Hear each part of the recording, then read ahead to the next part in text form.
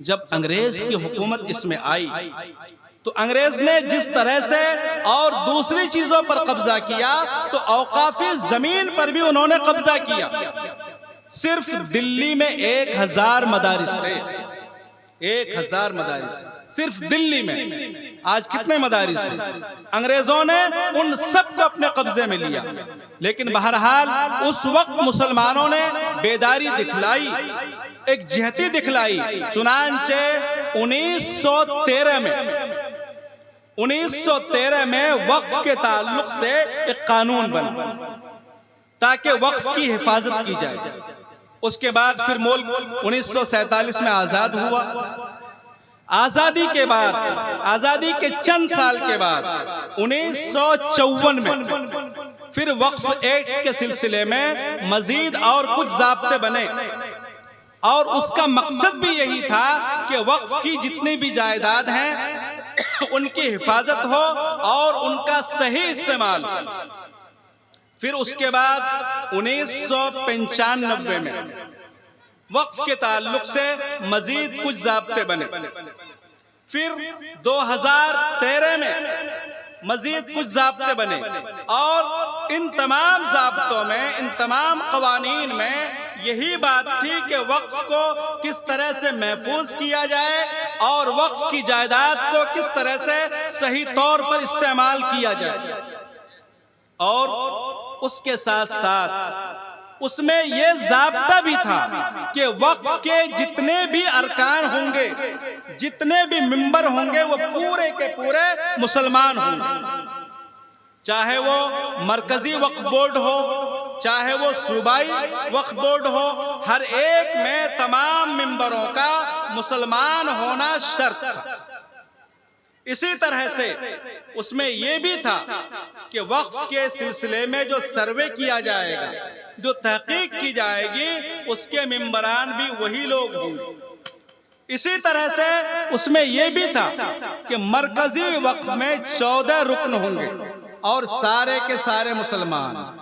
इसी तरह से जो सूबाई वक्फ बोर्ड होंगे उसके अंदर भी जितने मेंबरान होंगे वो सब के सबका मुसलमान होना शर्त।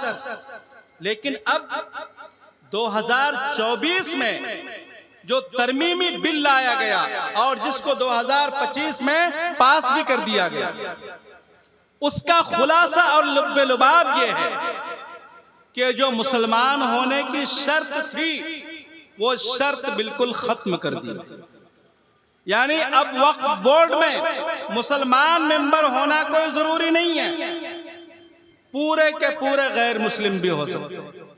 और अगर इत्तेफाक से कोई चाहे कि सब मुसलमान ही मेंबर हो तो ये भी नहीं कर सकते, कम से कम 2 गैर मुस्लिम मेंबर का होना जरूरी है।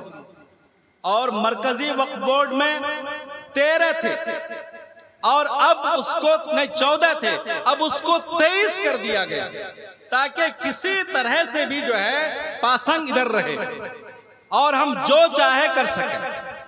मैंने अभी बताया कि वक्फ बोर्ड के अंदर सारे इख्तियारात वक्फ के मेंबरों को थे, और उसका जो इंतखाब होता था वो इलेक्शन के जरिए से होता था। मसलन जो मेंबरान हैं, अगर किसी और मेंबर का इजाफा करना है या किसी का इंतकाल हो गया है, उसकी जगह पे किसी को लाना है, तो उसका बाकायदा इलेक्शन होता था। लेकिन अब मौजूदा कानून के मुताबिक इलेक्शन वगैरह कुछ नहीं होगा। हुकूमत जो नाम भी पेश कर दे उसी नाम को उसमें रखना पड़ेगा।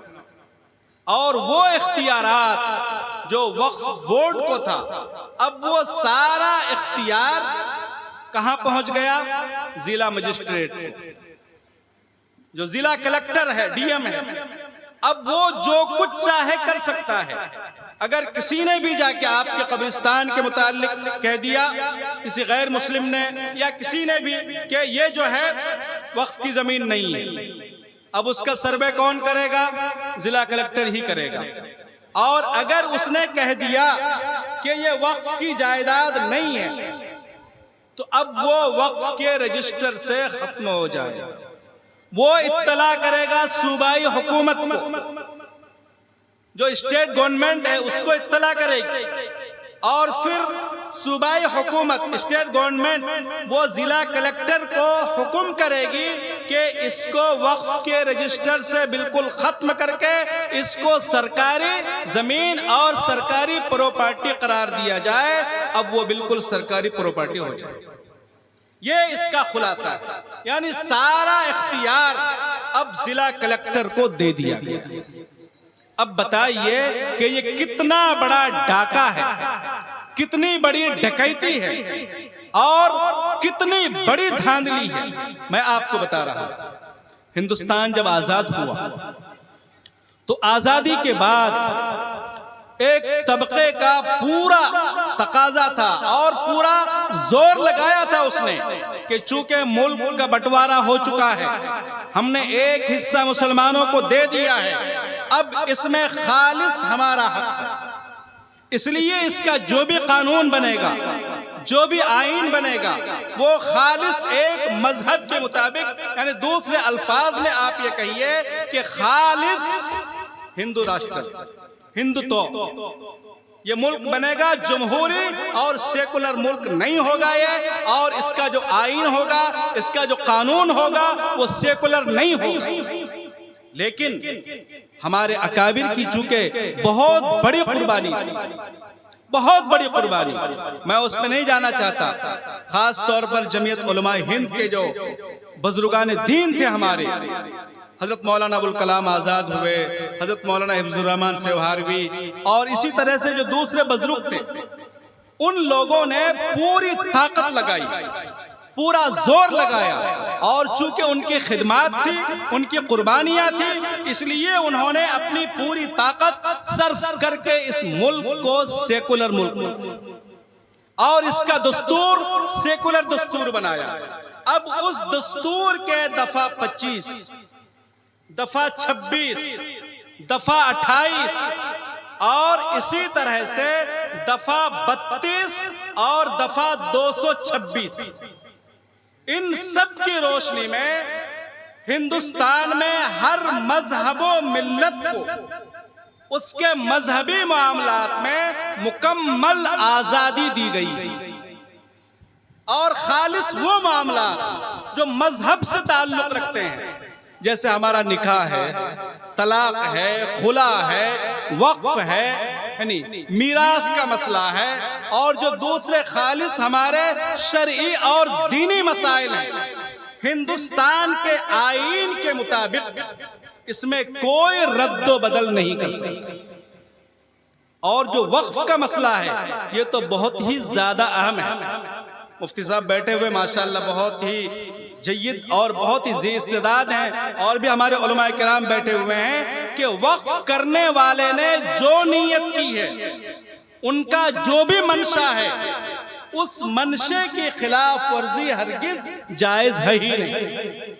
यानी जिस तरह से वही में तब्दीली नहीं हो सकती, इसी तरह से वाकिफ ने, वक्फ करने वाले ने जो मंशा किया, चाहे ज़बानी किया हो, चाहे तहरीरी किया हो, या जो मुतवारिस चला आ रहा हो, उससे भी यही समझा जाएगा कि उनका मंशा क्या था। जाहिर सी बात है कि वक्फ की जितनी भी ज़मीनें हैं, चाहे वो ईदगाह में हो, चाहे मदारिस व मसाजिद में हो, कब्रिस्तान में हो, या जिस भी शक्ल में हो, जिन लोगों ने भी दिया है, क्या वो इस बात को गवारा कर सकते हैं कि हमारी इस दी हुई जमीन को, हमारी इस दी हुई प्रॉपर्टी को गवर्नमेंट कभी अपने कब्जे में ले ले?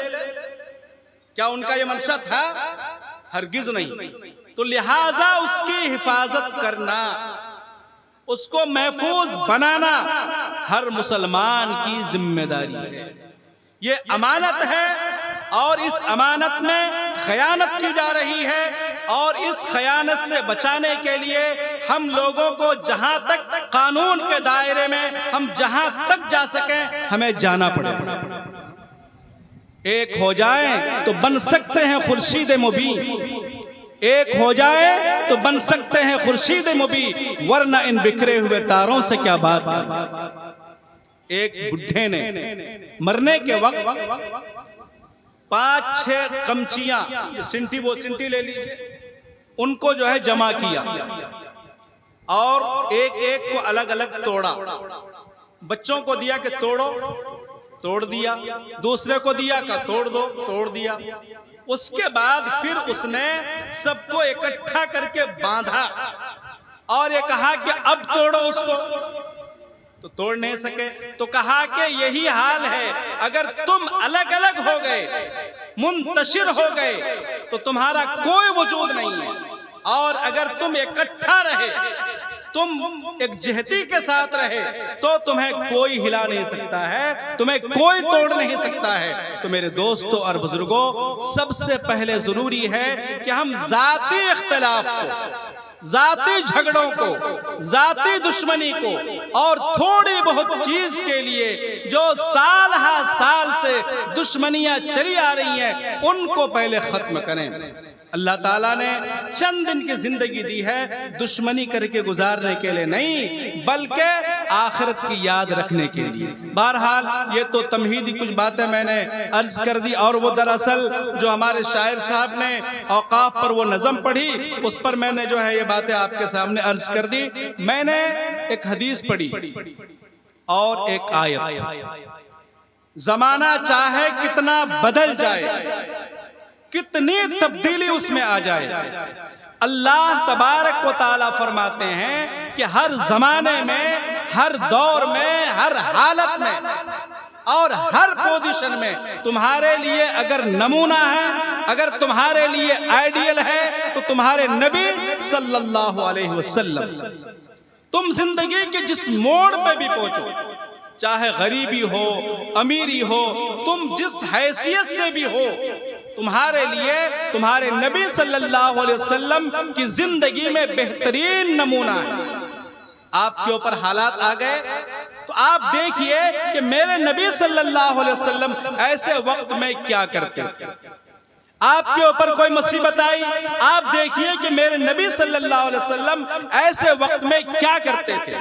अल्लाह ने फरमाया कि तुम्हारे लिए बेहतरीन नमूना तुम्हारे नबी सल्लल्लाहु अलैहि वसल्लम की जिंदगी है। उसके बाद मेरे दोस्तों और बुजुर्गों, मैंने एक हदीस पढ़ी थी, मैं उस हदीस का तर्जुमा कर देता हूँ।